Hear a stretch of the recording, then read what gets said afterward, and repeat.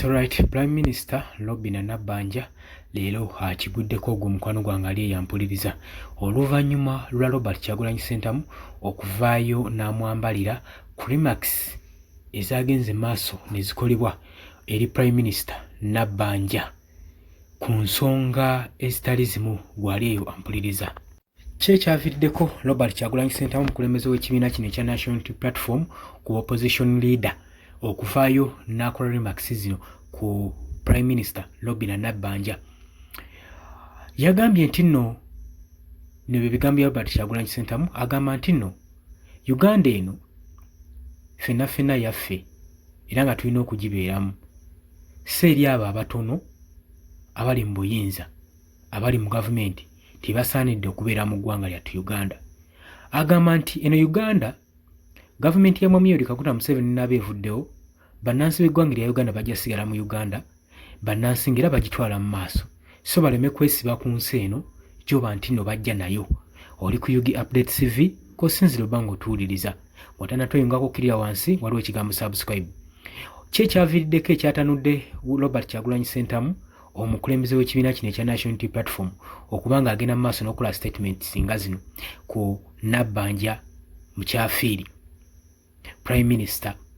Kigambibwa nti buvuddeko Prime Minister Robinah Nabbanja yakyalirako omukutu ogwa NTV n'agenda mu maaso n'okola remarks ezaatanula Robert Kyagulanyi Ssentamu okubanga ne gye buli baddi yandisaanidde okuba ng'amwanukula ku ebyo ebyagenda mu maaso ne byogerebwa eri Prime Minister. Robert Kyagulanyi Ssentamu agamba bino si bye bigambo binali nsuubira okuva mu Prime Minister Robinah Nabbanja, Prime Minister w'eggwanga Uganda. Balina omanya nti kyekikola eggwanga ate era nga n'obuyinza bwe balimu bugabibwa bantu, era abantu bwe bagenda maaso n'okwogerera amafuukuule be babateekamu. Robinah Nabbanja ye agamba nti eggwanga emba mulaba muli obsessed nnyo, oppressive, nga gavumenti yammwe bafuga bubi, then muliddukeyo mugende mu mawanga amalala. Ye statement Robinah Nabbanja gye yakola, wabula kino kyataalibwanga kwegamba ekigezaako okusayirentinga abo abanyigirizibwa mu ggwanga Uganda bannansi tebasaanidde kwogerwako ku bikyamu ebigenda mu maaso n'okubanyigiriza. Tebalina sirika busirisi ne babissa kaseeri ne basobola okulaba nga bigenda mu maaso nga gavumenti yaabwe yo weesanyuka ku bikolwa byegenda mu maaso n'obbatuntuzaamu nga bo mpawo kye bayinza kwogera na kuteesa.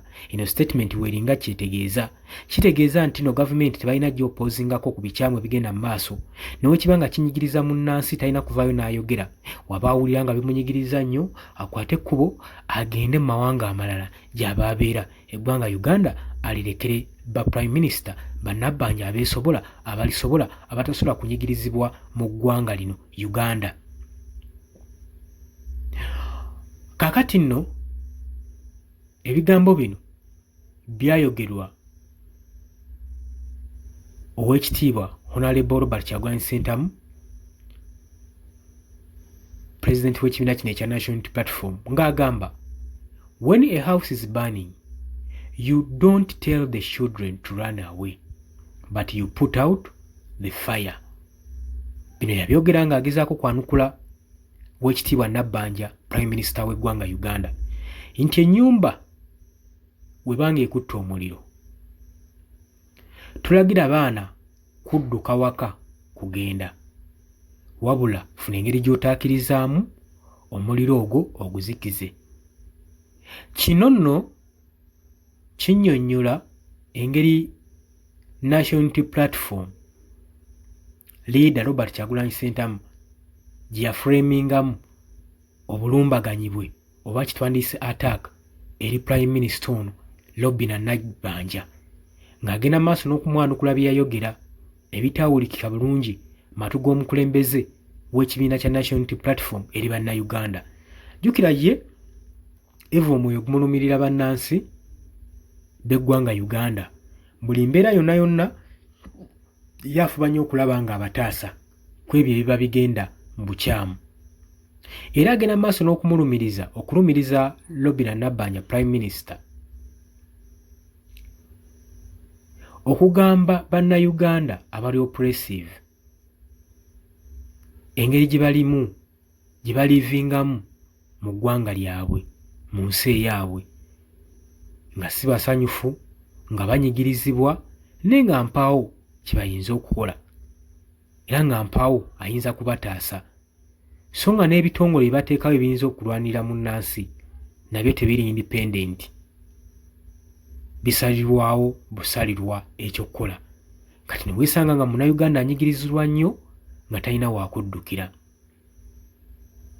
Bino yabyogera oluvannyuma lwa Nabbanja Prime Minister okwapiyalingako okulabikirako ku mukutu ogumu gwa television ogwa NTV ku lunaku olwokuna ng'agamba nti nno opposition members who feel suppressed under Museveni's government are free to leave the country.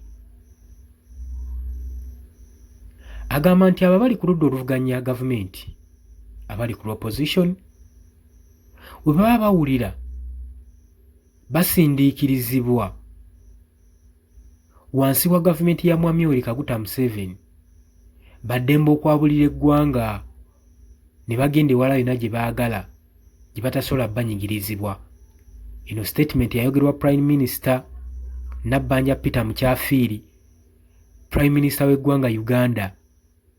Ezimu ku figa ezirina okuteekerateekera eggwanga ezirina okufaayo nti bannansi bali mu mirembe tebanyigirizibwa beeyagalira mu nsi yaabwe naye ate weesanga wano mu Uganda nga bali mu buyinza bokka bwe beeyagalira mu Uganda.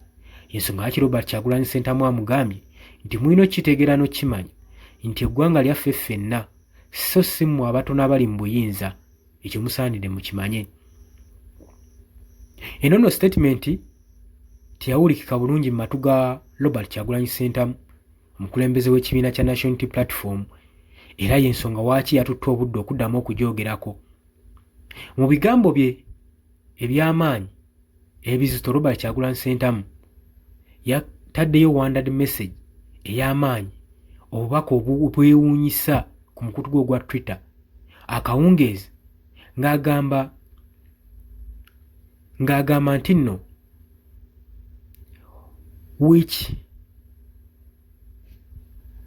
ng'agamba nti obubaka buno bulabikibwanga abakulembeze abali mu ggwanga balina kwesuulirayo gwa naggamba mu ngeri gye bayisaamu bannansi, era balowooza nti okubeera dictator, era ne balowooza nti bakolera bannayuganda favor okubafuga. Ebigambo ebyo bikulaga engeri gye bitawulikika bulungi mu matu ga ghetto gladiator Robert Kyagulanyi Ssentamu ebyayogerebwa Prime Minister ng'agezaako okuvvoola bannayuganda abo abawangalira mu nsi yaabwe. Okusinziira ku ye, agamba justice gye batadde mu byobufuzi si yegwanidde, era ng'agamba temuyina buyinza kubanga mufuna ettaka ku bannayuganda. Buli munnansi yanigwanidde okuba nga yeyagalira mu nsi ye ng'alina ettaka. Kiwulikika nga munnansi alina okubeera equal, okuyisa bannansi mu ngeri eri equal, newankubadde mugenda mu maaso n'okusitressinga bannayuganda nga mubalaga nti nno tebagwanidde kubeera batuuze ba ggwanga Uganda. Era Robert Kyagulanyi Ssentamu ng'agamba nti mu kino kiwulikikanga tewali alina buyinza kubeera mu maka gaabwe olw'ensonga y'ebyobufuzi eby'enjawulo, olw'ebibiina by'obufuzi n'engeri oli gy'awagiramu ebyobufuzi bwe ne gwawagira, nti kireetedde bannayuganda okuba nga banyigirizibwa olw'ensonga gavumenti eyagala bannansi bonna babeere nga basa kimu nga bawagira gavumenti emu eya Mwami Yoweri Kaguta Museveni. Era ng'agamba nti olunaku lumu gavumenti ya Mwami Museveni ejja kugwa, naye ate bannayuganda bajja kusigala. Era ng'agamba regimu eyina eddembe erina n'obuyinza okusalawo baani abayina